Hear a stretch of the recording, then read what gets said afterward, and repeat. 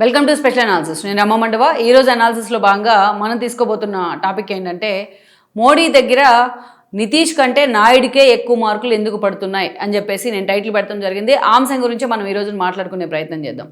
ఇక్కడ చూసినట్లయితే నిజంగా నితీష్ లాంటి వాళ్ళు కానీ ఇటు చంద్రబాబు నాయుడు లాంటి వాళ్ళు కానీ అటు మోడీతో వీళ్ళని కంపేర్ చేసిన వీళ్ళ ముగ్గురు కూడా కొంచెం అటు ఇటుగా వీళ్ళ ఏజ్ గ్రూప్ కూడా ఒకటే. వీళ్ళ ముగ్గురు అటు జాతీయ స్థాయి రాజకీయాల్లోనే కాదు రాష్ట్రాల పరంగా కూడా ఎవరికి వాళ్ళే ఒక ఇండివిజువాలిటీ ఉన్నవాళ్ళు. అయితే వెన్ కంపేర్డ్ విత్ మోడీ వీళ్ళిద్దరు కూడా జాతీయ రాజకీయాల కంటే రాష్ట్ర స్థాయికే పరిమితమయ్యారు. దట్టు నితీష్ లాంటి వాళ్ళు కేంద్ర మంత్రులుగా అన్న పనిచేశారు కానీ చంద్రబాబు నాయుడు కేంద్రం దాకా వెళ్లే ప్రయత్నం చేయలేదు ఎన్నిసార్లు అవకాశాలు వచ్చినా. బట్ మోడీ మాత్రం ఈ రోజు అప్రతిహతంగా మూడోసారి కూడా ప్రధానిగా కొనసాగుతూ ఉన్నారు. ఇక ఏజ్ గ్రూప్ విషయానికి వచ్చినట్లయితే గత ఏడాది ఏప్రిల్లో చంద్రబాబు నాయుడుకి 75 ఏళ్ళు వచ్చాయి.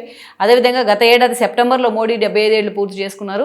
రీసెంట్గా ఇప్పుడు మార్చి 1కి ఎవరైతే నితీష్ కూడా 75 ఏళ్ళకి చేరువయ్యారు. సో మొత్తానికి కొంచెం అటు ఇటుగా ముగ్గురులో చంద్రబాబు నాయుడు కొంత ఏజ్లో పెద్దోళ్ళు అయినప్పటికీ కొంచెం అటు ఇటుగా ఒకటే ఏజ్ గ్రూప్లో ఉన్నారు. అటు చంద్రబాబు నాయుడు రాష్ట్రానికే పరిమితమైన జాతీయ స్థాయి రాజకీయాల్లో టీడీపీ తరఫున ఎన్నోసార్లు ఆయన కీ రోల్ ప్లే చేసిన సందర్భాలు ఉన్నాయి.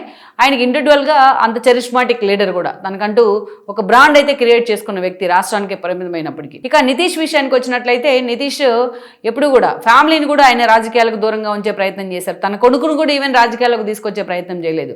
ఒక దశలో పీకే లాంటి వాళ్ళని తన వారసుడుగా ప్రకటించిన ఆ క్రెడిబిలిటీని పీకే నిలబెట్టుకోలేకపోయారు. అది వేరే విషయమైనా కేంద్ర మంత్రిగా రైల్వే శాఖ మంత్రిగా అట్లా పనిచేసిన ఎప్పుడు పెద్దగా అవినీతి ఆరోపణల్లో నితీష్ ఎప్పుడు కూరుకుపోవడమో లేకపోతే కేసులో ఇరుక్కోవడమో జైలుకు వెళ్ళడం అలాంటి ప్రయత్నం జరగలే. లైక్ యాజ్ మోడీ కూడా అంతే. గుజరాత్ ముఖ్యమంత్రిగా పనిచేసిన ఇప్పుడు ప్రధానిగా ఉన్న అవినీతి ఆరోపణల విషయాలకు మాత్రం మోడీ అంటే దూరంగా ఉంటుంది. ఆయనకంటూ ఫ్యామిలీ కూడా లేదు. ఇండివిజువల్ ఆయన ఫ్యామిలీ ఉన్న రాజకీయాల్లోకి ఆయన ఎప్పుడు కూడా తెచ్చే ప్రయత్నం చేయలేదు తన బ్రదర్స్ని కానీ ఎవరిని కూడా. వేరే చంద్రబాబు నాయుడు కూడా ఈ విషయంలో ముగ్గురికి సిమిలారిటీస్ ఉన్నాయి. చంద్రబాబు నాయుడు కూడా ఈ కేసులు కానీ ఆయన మీద అవినీతి ఆరోపణలు కానీ సిబిఐ కేసులు కానీ ఈడీ కేసులు ఎక్కడా లేవు ఆయన మీద, ఆయన పిల్లల మీద కూడా లేవు. గతంలో జగన్మోహన్ రెడ్డి ఒక ప్రతి కేసు క్రియేట్ చేసి కేసు లేని చోట ఆయన జైలుకి పంపే ప్రయత్నం చేసినా ఆ కేసు కూడా ఈరోజు కొట్టేసింది. క్లీన్ చిట్ వచ్చింది చంద్రబాబు నాయుడికి ఏదైతే స్కిల్ డెవలప్మెంట్ వ్యవహారంలో. సరే అది పక్కన పెడితే ఈరోజు నితీష్ ఆ స్థాయిలో కేంద్ర మంత్రిగా పనిచేశారు. కేంద్రంతో పెద్దలతో టచ్ ఉంది. మోడీతో అంత వైబిలిటీ ఉంది బీజేపీ నేతలతో. అయినా సరే ఈరోజు నితీష్ కంటే చంద్రబాబు నాయుడే బెటర్ అంటున్నారు మోడీ కానీ అదేవిధంగా ఆయన టీం కానీ. ఎందుకు చంద్రబాబు నాయుడు ఆ స్థాయిలో మార్కులు కొట్టేస్తూ ఉన్నారు మోడీ దగ్గర అంటే నితీష్ లాంటి వాళ్ళని చూసిన తర్వాత మనం చెప్పుకున్న క్రెడిబిలిటీస్ ఉన్నాయి, నీతి నిజాయితీ అన్నీ ఉన్నా సరే నితీష్కి ఆయన రాజకీయాల్లోకి వచ్చేటప్పటికే ఎప్పుడు కూడా ఆయనది గోడ మీద పిల్లి లాంటి వ్యవహారం. ఇలాంటి వ్యక్తిని చూసిన తర్వాత ఈరోజు చంద్రబాబు నాయుడు మీద ఆ స్థాయిలో ఒక పాజిటివ్ వైబ్ క్రియేట్ అవ్వడం సహజము. అలాంటిది గత ఎన్నికల సమయానికంటే ముందు జరిగిన కొన్ని పరిణామాలు కూడా చంద్రబాబు నాయుడు మీద ఆ ఇమేజ్ని క్రియేట్ చేశాయి. నేను చాలాసార్లు చెప్తా ఉంటాను ఈ అంశాన్ని. గతంలో చంద్రబాబు నాయుడు ప్రత్యేక హోదా అంశంలో బీజేపీతో విభేదించాడు. కేవలం విభజన హామీల వేదికగానే ఆయన బీజేపీతో విభేదించాడు. నిజానికి 2014లో మోడీ ఆ రోజు గుజరాత్ ముఖ్యమంత్రిగా ఉంటే అలాంటి మోడీని తీసుకొచ్చి ప్రధాన అభ్యర్థిగా బీజేపీ ప్రమోట్ చేసింది. అయితే ఆ రోజున ఎన్డీఏని బలోపేతం చేయాల్సిన బాధ్యత కూడా మోడీ మీద పడింది. ఈ క్రమంలోనే అన్ని రాష్ట్రాల మీద ఫోకస్ పెట్టారు. పర్టికులర్గా ఏపీకి వచ్చేటప్పటికే బాలకృష్ణతో మోడీ భేటీ కావడం, చంద్రబాబు నాయుడుతో సయోధ్యకు ప్రయత్నం చేయడం జరిగింది. అందులో సక్సెస్ అయ్యారు. ఎన్డీతో కలిసి పోటీ చేశారు చంద్రబాబు నాయుడు. పవన్ కళ్యాణ్ కూడా లాస్ట్ మినిట్లో వచ్చి వాళ్ళతో జత కలిశారు. 3 పార్టీలు కలిసి అధికారంలోకి వచ్చాయి. పవన్ కళ్యాణ్ పదవులకు దూరంగా ఉంటా అన్నారు కానీ అటు బీజేపీ కానీ టీడీపీ ఇద్దరు కూడా ఆ పదవులను పంచుకోవడం జరిగింది. ఇక విభజన హామీల వేదికగా మాత్రమే ఆ రోజు వీళ్ళ మధ్య డ్రిఫ్ట్ స్టార్ట్ అయింది.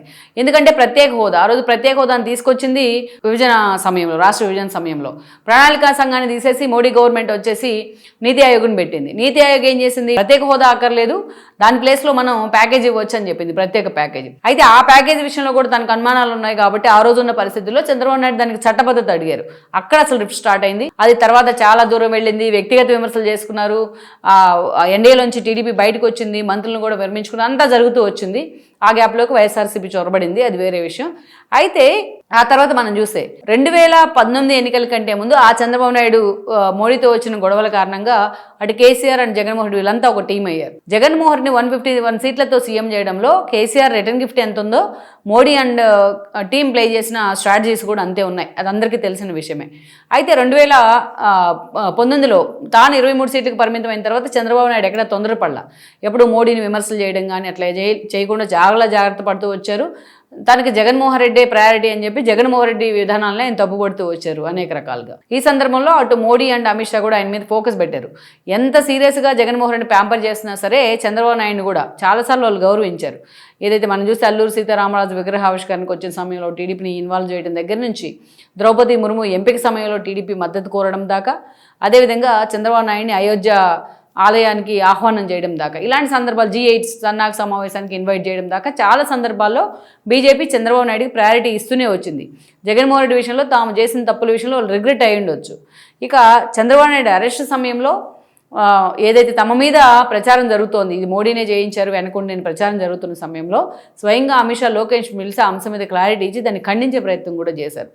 ఇక ఎన్నికల సమయంలో ఆయన అరెస్ట్ చేయడం, పవన్ కళ్యాణ్ వచ్చి చంద్రబాబుతో జత కలవడం, మోడీ ఇంటెలిజెన్స్ టీం చేయించుకున్న సర్వేల్లో కూడా వాళ్ళిద్దరు అధికారంలో రాబోతున్నారనే సమాచారంతో అటు బీజేపీ కూడా వచ్చి వాళ్ళతో జత కలిసింది. పురంధేశ్వరి ఈ విషయంలో కీ రోల్ ప్లే చేశారు పార్టీ అధ్యక్షురాల హోదాలో. ఈరోజు పార్టీ అధికారంలో ఉంది, కూటమి అధికారంలో ఉంది, బీజేపీ కూడా అందులో భాగస్వామ్యం అయ్యింది. అయితే ఇక్కడ అసలు పాయింట్ ఏంటంటే ఎన్నికల కంటే ముందు మోడీ 400 టార్గెట్ పెట్టుకున్నారు ఎంపీ సీట్స్, కానీ అవి రాలేదు 240. సో ఇలాంటి సందర్భంలోనే ఆ రోజున అన్ని పార్టీల మద్దతు ఆయనకు అవసరమైంది. ఇదే సమయంలో ఇండియా కూటమి కూడా కొత్త లెక్కలు తెర మీద తీసుకొచ్చి మేము చంద్రబాబు నాయుడుతో టచ్లోకి వస్తామని చెప్పి రాహుల్ గాంధీ, మల్లికార్జున ఖర్గే ప్రకటన చేశారు. అయితే చంద్రబాబు నాయుడు మాత్రం ఆ రోజు ఏపీలో గన్నవరంలో ఫ్లైట్ ఎక్కిన దగ్గర నుంచి ఢిల్లీలో చంద్రబాబు నాయుడు దిగిన దాకా ఈ మోడీ అంటే చాలా టెన్షన్ పడ్డారు. చంద్రబాబు నాయుడుకు ఆ రోజు అవకాశం ఉంది, ఇండియా కూటమికి మద్దతు ఇచ్చే అవకాశం కూడా ఉంది, మిగతా వాళ్ళందరినీ కూడా ఆయన ఏకతాటి మీదకి తీసుకెళ్ళే సామర్థ్యం ఉంది, ఎక్స్పీరియన్స్ కూడా ఉంది. అందుకనే ఆ రోజు Chandrababu Naidu minute to minute follow up చేశారు వాళ్ళు. కానీ గన్నవరంలో ఎయిర్పోర్ట్కి వెళ్ళే ముందు, ఫ్లైట్ ఎక్కే ముందు ఏం చెప్పారు చంద్రబాబు నాయుడు, మేము ఎన్డీఏతోనే కలిసి పోటీ చేసాం, మా మద్దతు మోడీకే అని చెప్పారు. ఫ్లైట్ దిగిన తర్వాత కూడా అదే చెప్పారు. ఎన్డీఏ పక్ష సమావేశంలో మోడీనే ప్రధాన అభ్యర్థిగా ఉండాలని ఆయన ప్రతిపాదన చేశారు పవన్ కళ్యాణ్తో కలిసి. అప్పుడు మోడీ అంటే ఊపిరి పీల్చుకుంది. అప్పటి నుంచి చంద్రబాబు నాయుడు మీద ఉన్న క్రెడిబిలిటీ పెరిగింది వాళ్ళకి.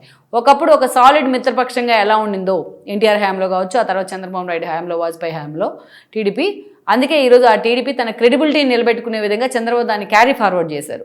అక్కడ చంద్రబాబు నాయుడుకి మంచి మార్కులు పడ్డాయి. చంద్రబాబు నాయుడు మీద అంత ఇంపాక్ట్ రావడానికి వాళ్ళ కారణం ఇదే అంశం కీలకమైంది. చంద్రబాబు నాయుడు అటు ఇటు స్టెప్ తీసుకొని ఉంటే నిజంగా మోడీ అండ్ షా ఇద్దరు కూడా డిఫెన్స్లో పడి ఉండేవాళ్లే. సో ఆ స్థాయిలో చంద్రబాబు నాయుడు వాళ్ళ కోసం నిలబడ్డారు కాబట్టే చంద్రబాబు నాయుడు మీద ఆ స్థాయిలో వాళ్ళు కన్సర్న్ చూపిస్తూ వస్తూ ఉన్నారు. ఈరోజు లోకేష్ వెళ్ళడమే ఆలస్యం, రెడ్ కార్పెట్ వేస్తూ ఉన్నారు. గూగుల్ ఏ డేటా సెంటర్ వస్తుంటే తమ పాలసీ మార్చుకోవడానికి కూడా మోడీ ముందుకు వచ్చారు రాష్ట్రం కోసం. అమరావతి పునర్నిర్మాణంలో తాము చేసిన తప్పులకు రిగ్రెట్ అవుతూ పునర్నిర్మాణంలో ఈరోజు భాగస్వామ్యం అవుతూ ఉన్నారు. రాష్ట్రానికి నిధులు వరద పారిస్తూ ఉన్నారు. ఆ స్థాయిలో చంద్రబాబు నాయుడు మీద మార్కులు రావడానికి కారణం ఇలాంటి అంశాలు అయితే, ఇదే సమయంలో నితీష్ లాంటి వాళ్ళు ఆ టెన్యూర్లో ఎప్పుడైతే 2019 నుంచి 2024 వరకు ఎన్నోసార్లు నితీష్ మోడీ విషయంలో చాలా రకాలుగా వాళ్ళని ఇబ్బంది పెట్టే ప్రయత్నం చేశారు. తుమ్మితే ఊడిపోయే ముక్కులాగా ఉండేది ఆయన పొత్తు, ఎన్డీఏతో పొత్తు.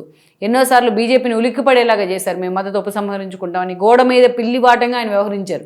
ఒక దశలో ఇండియా కూటమి అంటారు, ఒక దశలో మోడీకి వ్యతిరేకంగా మాట్లాడతారు, ఇలా చాలాసార్లు చేయగలిగారు ఆయన. అందుకే అలా గోడ మీద పిల్లివాటం అంటే నితీష్ను చూసిన తర్వాత ఈరోజు చంద్రబాబు నాయుడు క్రెడిబిలిటీ ఏంటి, ఆయనకున్న వాల్యూస్ ఏంటి, ఆయన ఇచ్చిన మాటకి ఎలా కట్టుబడతారు అనేది ఈరోజు బీజేపీ నేతలకు అర్థమైంది. అందుకే ఈరోజు నితీష్ కంటే కేంద్రంలో నాయుడికే ఎక్కువ ప్రయారిటీ దక్కడానికి కారణం. ఆఖరికి నాయుడు ప్రత్యర్థులైన కేటీఆర్ లాంటి వాళ్ళు కూడా 16 సీట్లతోనే ఈరోజు బీజేపీని చంద్రబాబు నాయుడు వణికిస్తూ ఉన్నారని చెప్పడానికి కారణం ఇలాంటి సంఘటనలే. ముగ్గురు సమకాలీకులైనా కేంద్ర స్థాయిలో జాతీయ రాజకీయాల్లో ఏ పదవులు చంద్రబాబు నాయుడు తీసుకోపోయినా ఈరోజు ఆ స్థాయి నేతలను కూడా ఆయన ఇన్స్పైర్ చేయగలుగుతున్నారంటే తాను అన్నమాటకు తాను కట్టుబడి ఉండడమే. That's about Chandrababu Naidu.